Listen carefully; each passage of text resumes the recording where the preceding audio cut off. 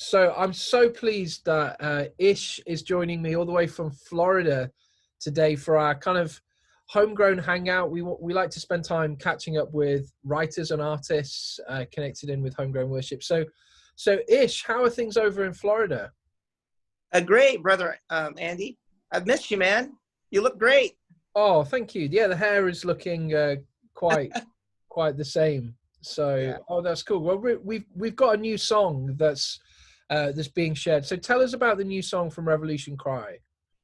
Well, it's a song called Survive, and it really speaks of the unconditional love of God. I believe that even in times of uncertainty, where there's a lot of fear and doubt, even in this world that we live in today, we must recognize that God's love never fades. I'm so grateful that Melissa Hale gets to sing it. I'm a fan of hers. I love her. This is amazing. Yeah, it's really cool that she's joined you for this. So, Yeah. with Revolution Cry, it's kind of a project that you've put together, Ish, but it's not really all about you. It's kind of lots of different people involved with it. So, tell us about how Revolution Cry started and the heart behind it. Well, I like to look at Revolution Cry as a family. It's a ministry that unites lovers of Jesus, lovers of humanity in one collaboration. And I love finding artists, writers, musicians, artists, singers, you name it. Anyone that has a gift to lift God, to lift Jesus, I want to work with them. And so in 2011, while my wife and I were at a restaurant, we said, what can we do? And she goes, well, let's start a revolution. And she goes, Cry Revolution. I said, Cry Revolution. I said, no, let's name it the other way, Revolution Cry. And so since then, we started in Central Florida. I started uniting worship leaders, singers, those who love Jesus. And, we have conferences. We lead worship in churches that need worship leaders. And it's become this exciting thing where after singing live and conferences, we started recording music, original music. You see, Brother Andy, I'm a songwriter at heart. I believe that's the gift that God gave me, and I only use what He has given me to give Him the glory, right? So, and throughout the course of years, we've presented original music online, and you've been a huge factor. I mean, you got us on the radio in the UK, and so I thank you for that. We started working, I believe, 2019. And in 2020, you got me on UK radio. You got Revolution Cry. So I'm grateful to you, Brother Andy, for what you do, and because you're the same. You're a uniter of artists as well. So it's like I believe like you and I have the same vision. I think God has a way of bringing His people together. What do you think?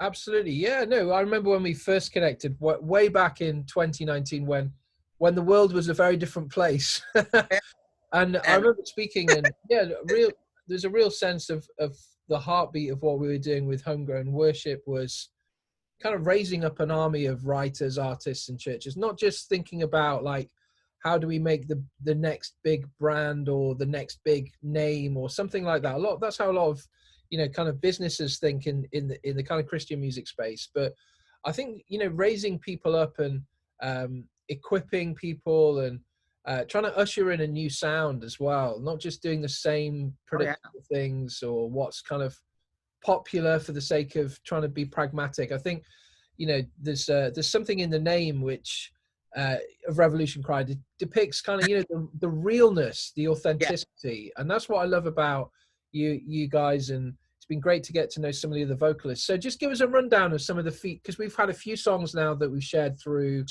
Homegrown Worship. So tell us about some of the guys who featured in the songs, because like you said, these guys are like family to you. You support them. And well, I'm trying to remember some of the releases we've had.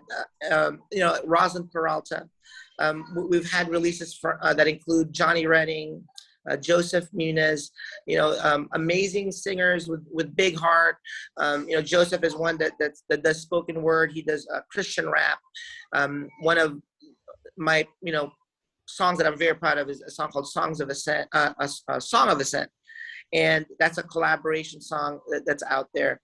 Power of Passion, if I remember correctly, was our first release together, and that went viral, bro. Like I think you connected me with a company, and I think I think with their help, like we got over like 60,000 YouTube views in like 2 weeks, if I remember, and it really put Roslyn Peralta on the map. And shortly thereafter, she got hired by a mega church down in South Florida. So I believe that I love opening doors for people that work with me. People that plant seeds, and I believe you're the same way. Oh, I got to tell you, with Melissa Hale, her voice is so beautiful. When people listen to Survive, by the time this interview is aired, it should be public now. It has sort of a musical flair to it. And so I've told Melissa, one of her releases, When You Return, I'm very interested in that song, and I know that you're a collaborator of that song, and I think this may be even the first time you're hearing about it, but I'm actually in the process of writing a musical, dear brother. And so Survive is actually the third song that's in that collaboration. There's another song that we've released. Let me get this. I'm forgetting the title right now, but You Are My Home. You Are My Home is another song that we released together, and that's also a part of this musical that I'm envisioning in my head. And so we're gonna have to sit down and plan this out. Yeah, it's a big project. We've literally we helped a ministry here in the UK fund a musical project actually last year through Rocket Fuel. Okay. And we're literally it's a musical written 30 years ago. Yeah. Around Pilgrim's Progress, the classic book from the 1600s, and what an incredible book! I've never read it until we started this project, and it's such an incredible book. And we're literally just putting together this digital storybook musical, which is amazing. We've never done anything quite like it before. So we might be synchronized here in terms of some ideas. There's just a beautiful story that I want to share. I have 2 kids that are in the spectrum. I believe in the UK, the spectrum, those that are autistic. My kids are high functioning, but there's a story to be told there about the purity of children and their beautiful heart. And so I have this story, I think that honors my son, Edu. Edu is such an amazing young boy. He's 10 years old, but I see Jesus in him. I see the purity of a child who basically is like innocent, in anything that he does, but he loves life. He believes all of life is a game, but in it, there's this beautiful story of compassion. So I want to tell the story of how that sort of innocence is sort of like a superhero, intertwined in a beautiful love story, kind of like a West Side Story. So, I'm so excited, but I was going to surprise you once the whole story was made, and we have several more songs created, but I want you in on that process. As Americans, we're a little bit lazy. I know you've been trying to get us on Rocket Fuel, but like I said, like all my artists are all individuals. You're far from lazy. You're probably one of the busiest people I know. Moving, the fastest pace in the fast lane. You're doing a lot with your life. So you have to be patient. Love is kind. Love always trust, hope, perseveres. Amen. So just to close out, what can we expect other than a musical, which sounds crazy and exciting? What other things might we expect to see in the future from Rev Cry? Well, I'm actually working with a Grammy winner now. We haven't released a song yet, but I'll say it. I'm working with a beloved sister in Christ, Kaya Jones. She used to be from the Pussycat Dolls and then became a Christian singer, and she's just a lovely heart, and she's a uniter of people too. So we're actually working on a song. In fact, it's a song called "Love Is the Answer." It was originally released in 2014, but I'm remaking it. It's a completely new sound, but it's a prophetic song. I was in the middle of a restaurant one day and at a Christian competition regarding this song, and then one of my heroes, Jenny Lee Riddle, right? So she comes to me at this restaurant and she goes, "Hey, you're Ish, right? You're Ish." She says, "Yes." "Well, you're not going to win this weekend."